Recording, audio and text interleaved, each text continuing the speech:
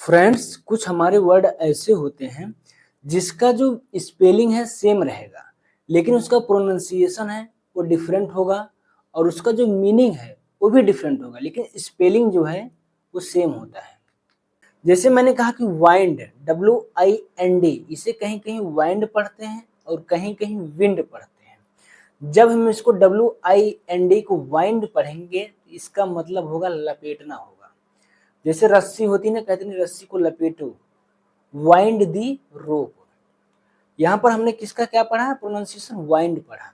और कहीं कहीं जब WIND को विंड पढ़ते हैं तो उसका मतलब होता है हवा। जैसे मैंने कहा कि the wind is blowing, the wind is blowing, हवा चल रही है। हमेशा सेंस के अकॉर्डिंग समझना है सेंटेंस के, तब जानेंगे समझ पाएंगे कि कहाँ पर विंड होगा, कहाँ पे वाइंड होगा। इसी प्रकार CLOSE, इसे कहीं कहीं क्लोज पढ़ते हैं और कहीं कहीं क्लोज पढ़ते हैं। जैसे क्लोज पढ़ेंगे जहां पे तो उसका मतलब होगा बंद करना। जैसे मैंने कहा कि क्लोज दी डोर, दरवाजा बंद करो, क्लोज दी डोर। और कहीं कहीं जब हम उसको पढ़ेंगे क्लोज, CLOSE, क्लोज, क्लोज मतलब होता है पास।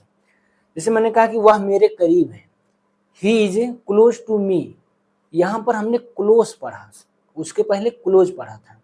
इसी प्रकार टीयर को कहीं कहीं टीयर पढ़ते हैं और कहीं कहीं टीयर पढ़ते हैं।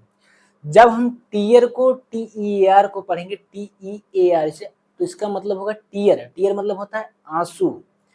और कहीं कहीं से हम पढ़ते हैं टेयर, TEAR, टेयर का मतलब यहाँ पर होगा फाड़ने के रिस्पेक्ट। जैसे मैंने कहा कि कागज मत फाड़ो, don't tear the paper, don't tear होगा यहाँ पे, क्योंकि फाड़ने के रेस्पेक्ट में है। जब फाड़ने के रेस्पेक्ट में तो वहाँ पे हम टेयर पढ़ेंगे। हमेशा आप कैसे समझ पाओगे कि हम कहाँ टीयर पढ़ें कहाँ टेयर पढ़ें, हमेशा उसका सेंस देखो, सेंटेंस का सेंस किस हिसाब से चल रहा है, सेंटेंस के सेंस के अकॉर्डिंग हम समझ पाएंगे कि कहाँ विंड पढ़ें, कहाँ वाइंड पढ़ें, कहाँ क्लोज पढ़ें, कहाँ क्लोज पढ़ें। ठीक है, ये बहुत मैटर करता है फ्रेंड्स इंग्लिश को अच्छी तरह से बोलने में। ठीक है, थैंक यू सो मच। इसी प्रकार की अच्छी वीडियो देखने के लिए हमारे चैनल APSC पर विजिट करें।